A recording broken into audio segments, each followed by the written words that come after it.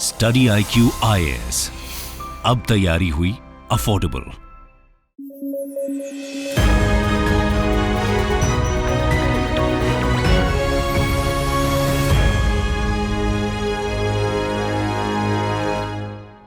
Hello and welcome दोस्तों, स्वागत है आप सभी का आपके अपने पसंदीदा प्लेटफॉर्म स्टडी IQ में। मैं प्रशांत तिवारी आपके लिए दोस्तों PIB का वीकली एनालिसिस लेकर उपस्थित हूं। दोस्तों, जून महीने के PIB के वीकली एनालिसिस का ये फर्स्ट सेशन है, जिसके अंदर में हम दोस्तों 1 जून से लेके 5 जून तक जो इंपॉर्टेंट आर्टिकल्स रहे PIB के अंदर में, उनको हम क्या करेंगे, कंप्लीट करेंगे। ठीक है दोस्तों। प्रेस इंफॉर्मेशन ब्यूरो दरअसल दोस्तों एक गवर्नमेंट की ऑफिशियल वेबसाइट है, या कह लीजिए ऑफिशियल जो भी नोटिफिकेशन, ऑफिशियल जो भी खबर है वो यहीं पर आती है PIB में। तो ये इंपॉर्टेंट हो जाता है आपके प्रीलिम्स के रिगार्डिंग में भी, क्योंकि कई सारे फैक्ट यहाँ से डायरेक्ट पूछ लिए जाते हैं प्रीलिम्स में। ठीक है। और आपके मेंस के अंदर में कई सारे टॉपिक जो होते हैं एनालिटिकल पार्ट, वो पूछ लिया जाता है, तो इसलिए PIB इंपॉर्टेंट हो जाता है। तो जो मैं शॉर्ट सेशन लेता रहता हूं, जिसमें हम बहुत जल्दी में एक वीक के अंदर में जो इंपॉर्टेंट टॉपिक थे वो कंप्लीट करते, तो आप यहां से जुड़ सकते हैं। और दोस्तों ये बहुत ही शानदार अपॉर्चुनिटी है आपके पास में कि अगर आप सोच रहे हैं कि आपको स्टडी IQ से कोर्स खरीदना है तो खरीद लीजिए, सोचिए मत, क्योंकि 18,500 रुपए में, इस कॉस्ट में बेटर क्वालिटी और full coverage of prelims plus mains, वहां पर GS जो इंक्लूडेड है, प्लस में test series, answer writing, main 1-to-1 mentoring, group mentoring, ये सब चीजें और अवेलेबल नहीं होंगी दोस्तों और भी कहीं भी। तो ये जो बैच है 20 जून से शुरू हो रहा है, तो मैं आपको कहूंगा ये कोड यूज करिए, PRT लाइव, ये कोड यूज करिए और 18,500 रुपए में इस कोर्स को क्या कर लीजिए, एक्सेस कर लीजिए। बहुत अच्छी अपॉर्चुनिटी है। इस सेशन का अगर आपको PDF चाहिए तो PDF का नाम क्या है, चैनल का नाम वहां पर आपको मिल जाएगा, प्रशांत तिवारी PDF। इस टेलीग्राम चैनल को ज्वाइन कर लीजिए, आपको वहां पर PDF मिल जाएंगे। आप इंस्टाग्राम पर मुझसे कनेक्ट कर सकते हैं, क्योंकि मैं यहाँ पर प्रीवियस ईयर क्वेश्चंस को क्या कराता हूँ, प्रैक्टिस कराता हूँ। आप मेरे साथ क्या कर सकते हैं, वहां पर अपने डाउट्स को भी पूछ सकते हैं। ट्विटर पर भी जुड़ सकते हैं, टेलीग्राम पर भी जुड़ सकते हैं। चलिए शुरू करते हैं। सबसे पहली न्यूज को देखते हैं, भारत और बांग्लादेश के रिश्ते। GS paper 2, India and it's neighbourhood, important topic है। प्रीलिम्स के अंदर में तो आपको पता है, डायरेक्ट क्वेश्चन पूछ लेंगे कि रिसेंटली मिताली नाम की एक्सप्रेस किन देशों के बीच में चली है। तो दरअसल भारत और बांग्लादेश 1947 से पहले एक ही देश थे, तो एक कॉन्टिन्यूटी थी, लैंड से रिलेटेड सारी की सारी चीजें थी। और कैसे इस कम्युनिकेशन को और आगे बढ़ाया जाए, क्योंकि विभाजन के बाद में वो अलग देश बना, पहले पाकिस्तान था, फिर पाकिस्तान 1971 के बाद में वो दोबारा से क्या बना, आपका अलग देश बना, बांग्लादेश बना। तो कैसे वहां पर हमारे जो रिलेशन है वो कैसे और ज्यादा इंक्रीज हो, क्योंकि दोस्तों दोनों देशों में जो लोग हैं उनका आना जाना लगा रहता है। दोनों देशों के अंदर में कल्चरल जो रिलेशन है वो भी बहुत ज्यादा है। तो उसको देखते हुए क्या किया गया है, भारत और बांग्लादेश के बीच में दोस्ती और कैसे बढ़े और कैसे इंक्रीज हो, उसके लिए पैसेंजर ट्रेन शुरू की गई है। उसका नाम क्या है, मिताली एक्सप्रेस। प्लीज याद रखिएगा, क्या है, मिताली एक्सप्रेस। ठीक है। दोनों कंट्रीज के बीच में कहां पर, हल्दीबारी और चिलाहाटी, उनके जो रेल लिंक है उस पर चलेगी ये वाली ट्रेन। ठीक है। और इसके कारण में जो हमारे जो हिस्टोरिकल एस्पेक्ट है, जो हमारा रिलेशन है, वो और ज्यादा इन्हांस होगा। और इसके कारण में दोस्तों बांग्लादेश के जो सिटीजन्स हैं वो नेपाल जा सकते हैं, उनको नेपाल का एक्सेस मिलेगा, इधर से आके वहां जा सकते हैं। तो ये सारी की सारी चीजें इंपॉर्टेंट हैं इंडिया के लिए, और नेपाल के लिए भी, और बांग्लादेश के लिए भी। तो मिताली एक्सप्रेस याद रखिएगा, इंडिया एंड बांग्लादेश के बीच में पैसेंजर ट्रेन है दोस्तों, प्लीज याद रखिएगा, इंपॉर्टेंट है। अगला अगर देखें, cooperative societies on GEM portal, government market place. ये क्या है दोस्तों, जैसे आप सभी के सभी ऑनलाइन शॉपिंग करते हैं ना, ऐसे दोस्तों मान के चलो अगर गवर्नमेंट ऑफिसेज, मिनिस्ट्रीज, डिपार्टमेंट, उनको शॉपिंग करनी हो तो वो कहां से करेंगे। तो इसके लिए दोस्तों ये एक मैकेनिज्म बनाया गया गवर्नमेंट के द्वारा, जिसके अंदर में उन्होंने कहा था कि GEM प्लेटफॉर्म के अंदर में जो MSME सेक्टर हैं, जो सर्विसेज प्रोवाइड कराते हैं, जो प्रोडक्ट्स प्रोवाइड कराते हैं, वो अपने आप को क्या करेंगे, रजिस्टर कर लेंगे एज ए सेलर। क्या करेंगे, सेलर। ठीक है, और बायर यहां पर कौन है, गवर्नमेंट और गवर्नमेंट के ऑफिसेस। ठीक है, बायर है, तो वो सारी की सारी चीजें क्या खरीदते रहते थे। तो इससे दो चीजें बेनिफिट होते थे। एक, इससे क्या होता था, एक ट्रांसपेरेंसी होती थी बिडिंग के अंदर में कि भाई ये वाला प्रोडक्ट जो है दो कंपनीज प्रोवाइड करा रही है, ये इतने रुपए में, ये इतने रुपए, तो इस वाले को परचेस कर लो। यानी कि यहाँ पे बिचौलिए का गेम, थोड़ी सी सेटिंग करवा दो, वो वाला से गेम खत्म हो गया। दूसरा, इसके कारण में क्या होता था कि गवर्नमेंट भारत में ही बने हुए ज्यादातर प्रोडक्ट्स, यानी कि आत्मनिर्भर भारत, स्वदेशी, उन सब चीजों को परचेस करती है। अब दोस्तों इस प्लेटफॉर्म के अंदर में अभी तक प्राइवेट कोई बायर नहीं हो सकता था। प्राइवेट सेलर तो हो सकते थे, प्राइवेट बायर नहीं हो सकता था। तो अभी इस साल इन्होंने क्या किया है, सरकार ने जो आपकी कोऑपरेटिव सोसाइटीज हैं उनको भी अलाउ कर दिया है गवर्नमेंट के ई मार्केट प्लेस इस प्लेटफॉर्म के ऊपर में। यानी कि दोस्तों ये जो कोऑपरेटिव सोसाइटीज हैं वो क्या कर सकती हैं, इस जो मार्केट है, जो प्लेटफॉर्म है, यहां से बहुत ही कॉम्पिटिटिव प्राइस के अंदर में क्या कर सकती हैं, परचेस कर सकती हैं। तो प्लीज याद रखिएगा इस चीज को। The ministry of cooperation is encouraging multi state cooperative societies and cooperative societies registered under state cooperative act. ठीक है दोस्तों, ऑन द GEM प्लेटफॉर्म। ठीक है दोस्तों, क्लियर है, प्लीज याद रखिएगा। यहां से क्या मिलेगा, ये एक्सेस प्रोवाइड कराएगा 4.5 मिलियन वेंडर्स को इस प्लेटफॉर्म के अंदर में। ठीक है दोस्तों, क्लियर है, बहुत इंपॉर्टेंट है, याद रखिएगा। इससे क्या होगा, कोऑपरेटिव सोसाइटीज धीरे धीरे क्या होंगी, और ज्यादा मजबूत होंगी। तो ये दोनों की दोनों चीजें याद रखिएगा। अगला आर्टिकल अगर देखें, महिला सुरक्षा, तो प्लीज इसको कनेक्ट करके रखिएगा, क्योंकि बहुत ज्यादा जो आपकी RPF है, यानी कि रेलवे प्रोटेक्शन फोर्स, ये बहुत ज्यादा न्यूज में बना रहता है। तो इस यहां से कई बार क्वेश्चन पूछे जा सकते हैं, क्योंकि मैंने ऑलरेडी आपको PIB के एनालिसिस में कहा था कि यार में ये आपके रेलवे मंत्रालय के अंदर में काम करते हैं, कहीं गलती से आप डिफेंस मिनिस्ट्री या होम मिनिस्ट्री मत लिखाइएगा है। तो इन्होंने एक क्या किया, एक महिला सुरक्षा कैंपेन शुरू किया, यानी कि ऑपरेशन महिला सुरक्षा, जिसके अंदर में ये कब से 3 to 31 मई तक शुरू किया गया था। और इसके अंदर में दोस्तों ये क्या 150 से ज्यादा गर्ल्स और वुमेन को क्या किया गया, ऑल ओवर इंडिया से क्या किया गया, रेस्क्यू किया गया। तो इसके अंदर में क्या था, enhance safety and security provide कराना था किसको, विमेन पैसेंजर्स को, जो ट्रेवल कर रही हैं ट्रेन के द्वारा अकेले जर्नी के अंदर में, उनको कैसे सेफ्टी प्रोवाइड की जाए, कोई उनको छेड़ तो नहीं रहा, कोई उनको परेशान तो नहीं कर रहा, कोई इलीगल ट्रैफिकिंग तो नहीं हो रही, ये सारी चीजें देखने। तो इसके अंदर में RPF ने 7,000 से ज्यादा इंडिविजुअल्स को अरेस्ट किया, जो क्या कर रहे थे, एक तरीके से अनऑथोराइज तरीके से ट्रेवल कर रहे थे, कहां पर, विमेन कोच के अंदर में। ये भी एक बहुत बड़ी समस्या है। ठीक है, तो ये प्लीज याद रखिएगा, ऑपरेशन महिला सुरक्षा किसके द्वारा, RPF के द्वारा शुरू किया गया।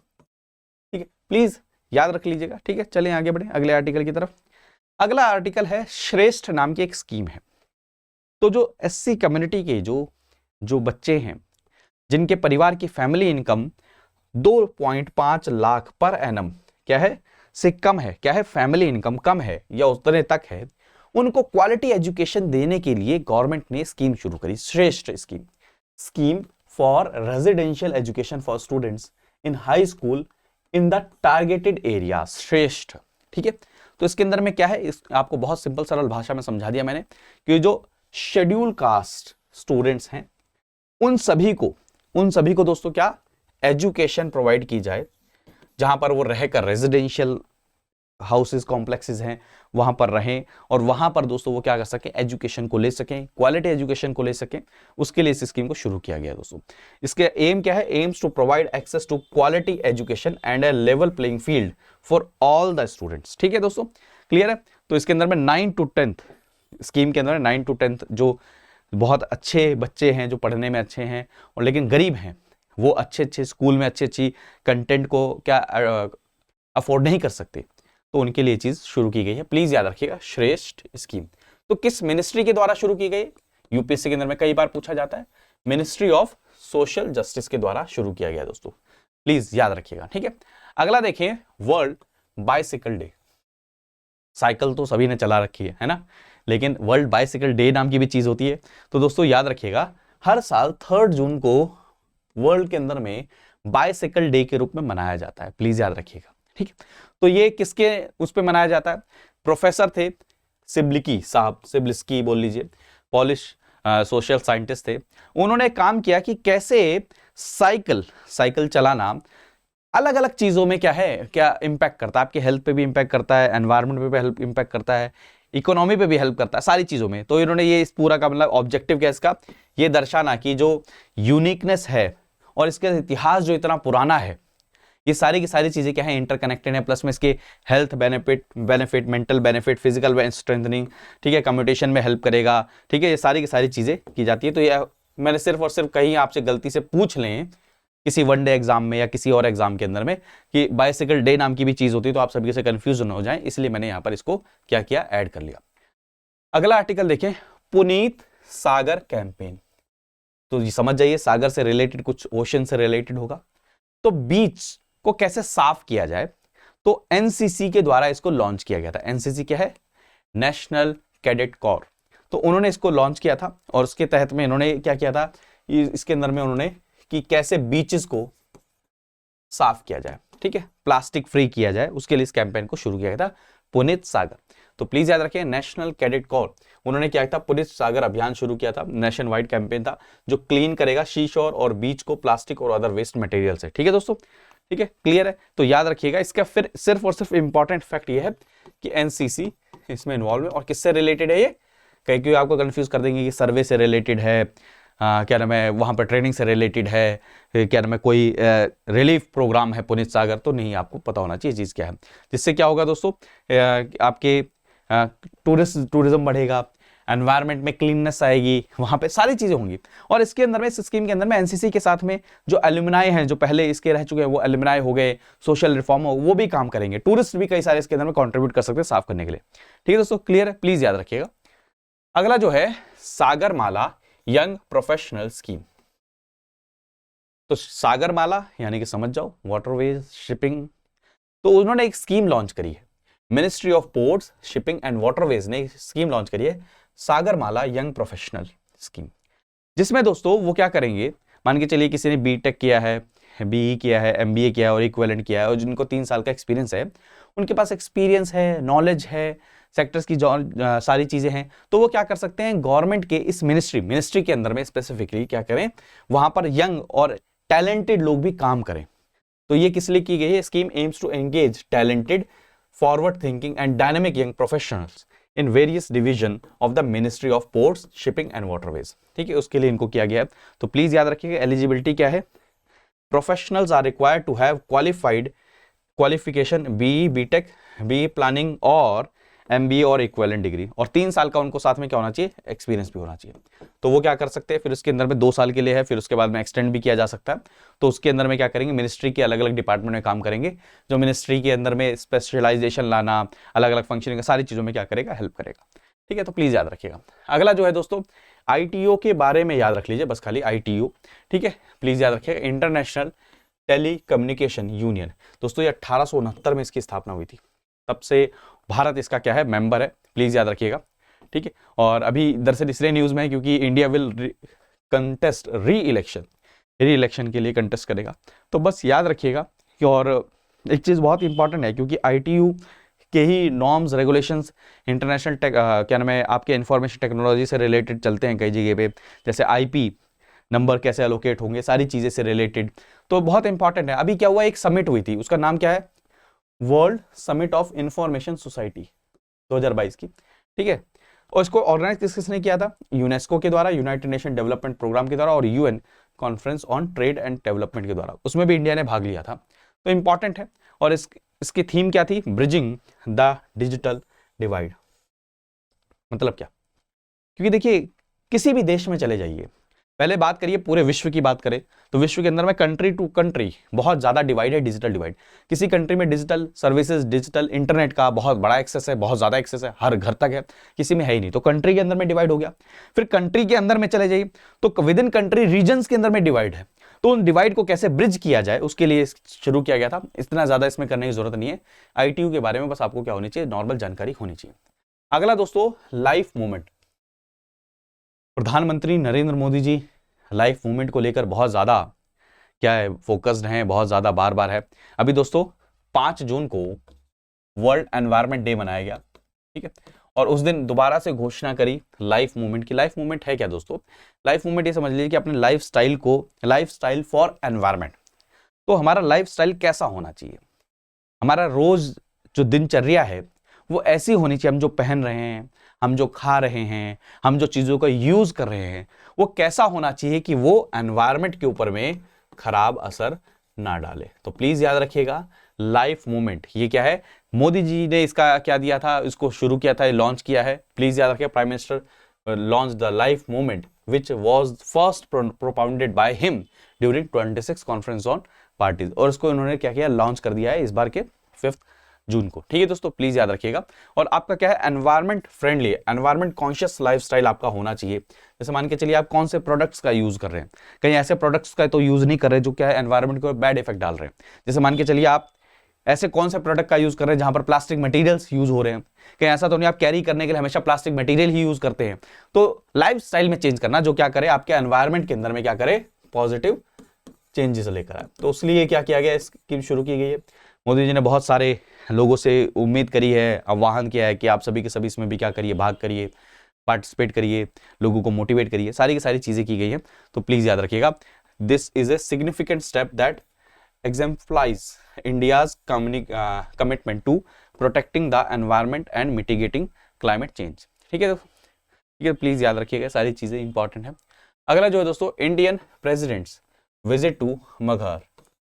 तो मगहर कहां पर है दोस्तों, उत्तर प्रदेश के अंदर में है, जो संत कबीरदास जी की जन्मस्थली बोला जाता है। तो वहां पर अभी गए थे हमारे क्या नाम है, कोविंद जी, रामनाथ कोविंद जी। अभी दोस्तों रामनाथ कोविंद जी से रिलेटेड इसलिए भी याद रखिएगा, प्रेसिडेंट के इलेक्शन आने वाले हैं, तो इसलिए भी ज़्यादा इंपॉर्टेंट हो जाता है। तो क्या है, प्रेसिडेंट साहब गए थे, तो संत कबीरदास जी के बारे में आपको पता होना चाहिए। संत Kabirdas was 15th century poet, संत और सोशल रिफॉर्मर थे, जो भक्ति मूवमेंट का बहुत इंपॉर्टेंट हिस्सा थे, आप सभी को पता है दोस्तों। और ये इनका जो जन्म हुआ था वाराणसी के उत्तर प्रदेश के अंदर में, जहां पर दोस्तों, और उन्होंने अपनी जन्म यहाँ पर हुआ था, वाराणसी के अंदर में होता उत्तर प्रदेश में, और अपना जो मैक्सिमम लाइफ जो उन्होंने बिताई वो कहाँ पर बिताई, मगहर सिटी के अंदर में बिताई। ठीक है, उत्तर प्रदेश के अंदर।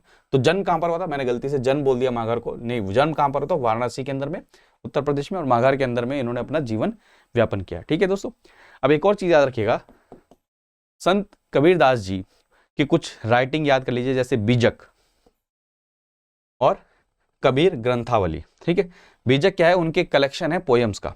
ठीक है, और भोजपुरी में, ब्रज में, अवधी में सारी चीजें लिखते थे, हिंदी के साथ मिक्स करके। तो प्लीज याद रखिएगा, यूपीएससी के अंदर में कई बार प्रीलिम्स में क्वेश्चन पूछ लिया जाता है। सबसे पहले आपसे क्वेश्चन पूछेंगे कौन सी सेंचुरी में थे, ये पूछ लेंगे। उस समय के राजा के साथ कंटेम्प्रेरी करके पूछ लेंगे, कहाँ जन्म हुआ था ये पूछ लेंगे, प्लस में जो उनका काम है जैसे बीजक और कबीर ग्रंथावली, इन दोनों से भी क्वेश्चन करके वो कई बार क्या करते हैं, पूछ लेते हैं। तो इंपॉर्टेंट है, Kabirdas ji mainly wrote his poems in Hindi mixing with Awadhi, Braj and Bhojpuri. Please याद रखिएगा, इंपॉर्टेंट है। पीआईबी के अंदर में अगर इतनी इंपॉर्टेंट है ये न्यूज, तो आपके लिए इंपॉर्टेंट है। ठीक है दोस्तों, यहां पर क्या हुआ है, संत कबीर से रिलेटेड क्या है, अकेडमी की स्थापना हुई, अकेडमी रिसर्च की स्थापना हुई है मगहर के अंदर में। तो इसलिए प्लीज याद रखिएगा, क्योंकि ये भी पूछ सकते हैं कि रिसेंटली कहां पर संत Kabir academy and research centre, ठीक है, या कहां पर हुआ है, तो आपको ये चीज पता होनी चाहिए, इस जगह पर हुआ। ठीक है, चलें आगे बढ़े। अगला देखिए अगर दोस्तों, तो इंडिया एंड बांग्लादेश के बीच में ज्वाइंट मिलिट्री एक्सरसाइज हुई है संप्रति। प्लीज याद रखिएगा इसका नाम। ठीक है, a joint military training exercise between India and Bangladesh military named exercise संप्रति। ठीक है, प्लीज याद रखिएगा, कहां पर हुआ दोस्तों, बांग्लादेश के अंदर में जाशोर मिलिट्री स्टेशन में ये कंडक्ट किया गया है। तो आपको पता है कि यूपीएससी के अंदर में मिलिट्री एक्सरसाइज से क्वेश्चन कई बार पूछे जाते हैं। ठीक है, कि कौन कौन सी एक्सरसाइज किन किन कंट्रीज के बीच में, तो प्लीज आपको पता होना चाहिए, क्योंकि कई सारे बच्चे इसमें कंफ्यूज होंगे। संप्रति कहीं ऐसा तो नहीं नेपाल के साथ है, कहीं वो क्या है आपके श्रीलंका के साथ वाला है, तो नहीं, प्लीज याद रखिए, संप्रति के साथ बांग्लादेश के साथ में। ठीक है, दोनों कंट्रीज के द्वारा है। अब ऐसी एक्सरसाइज क्यों करी जाती है, एक्सरसाइज इसलिए की जाती है कि जैसे दोनों कंट्रीज के बीच में कोऑपरेशन कैसे इंक्रीज हो, पहला पॉइंट। दोनों कंट्रीज के बीच में जो आर्मीज हैं उनके बीच में इंटरऑपरेबिलिटी कैसे आए, ये भी चीज के लिए तो ये चीज की जाती है। ठीक है दोस्तों, क्लियर है। तो आज के जो इंपॉर्टेंट, क्योंकि 5 तारीख तक का ही फर्स्ट वीक था, तो उसमें जो जो इंपॉर्टेंट चीजें थी वो हमने कंप्लीट कर ली हैं। ठीक है, और ज्यादा न्यूज थी भी नहीं, तो अब नेक्स्ट वीक के अंदर में जो जो इंपॉर्टेंट चीजें होंगी उनको हम करेंगे। बाकी मैं फिर एक बार कहना चाहूंगा कि अगर आप सभी के सभी सोच रहे हैं कि स्टडी IQ से या कहीं से भी कोई भी कोर्स परचेस करना है, तो बहुत अच्छी अपॉर्चुनिटी है, बहुत अच्छी अपॉर्चुनिटी। आप सभी के सभी ट्रस्ट में इसको परचेस कर सकते हैं। PRT लाइव कोड यूज करके लाइव क्लासेस होंगी, मेंस के क्वेश्चन, सारी चीजें इसके अंदर में डिस्कस की जाएंगी, ठीक है। और अगर अभी भी कोई डाउट है तो इंस्टाग्राम पर कनेक्ट कर सकते हैं, ट्विटर पे कनेक्ट, टेलीग्राम पर दोस्तों आपको इस सेशन का PDF आपको मिल जाएगा। मिलते हैं अगले वीकली एनालिसिस के अंदर में, तब तक के लिए अपना ध्यान रखिए, मुस्कुराते रहिए, पढ़ते रहिए। और एक चीज और दोस्तों, रोज सुबह 7 बजे मेरा डेली हिंदू न्यूज़पेपर का एनालिसिस होता है, आप सभी उसमें भी जुड़ सकते हैं। बाय बाय, टेक केयर दोस्तों, जय हिंद।